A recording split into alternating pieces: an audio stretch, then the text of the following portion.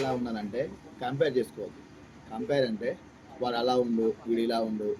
వాళ్ళు హైలైట్ బతికినా కానీ మనం హైలైట్ చేయొద్దు. మనం ఎలా బతకాలని నేర్చుకోవాలి.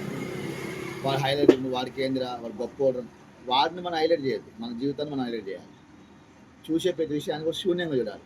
అంటే ఏదైనా ఇప్పుడు పాము కనపడదు అనుకో భయపడదు. చీకటి కనపడదు అనుకో భయపడదు.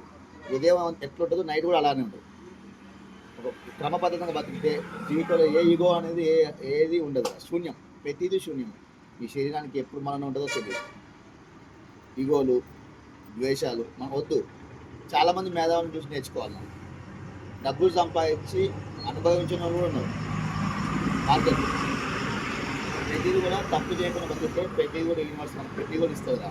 కర్మ సిద్ధాంతం ప్రతి ఒక్కరు నమ్మాలి. కర్మ సిద్ధాంతం లేదని అనుకుంటుంది, ఖచ్చితంగా ఉంది.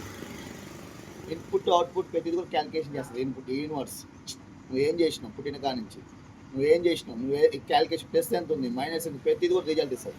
నువ్వు మంచి చేస్తే మంచి ఇస్తుంది, చెడు చేస్తే చెడు ఇస్తుంది. మంచి చెడు కలిపి చేసినావు అనుకో మంచి చెడు కలిపే ఇస్తుంది.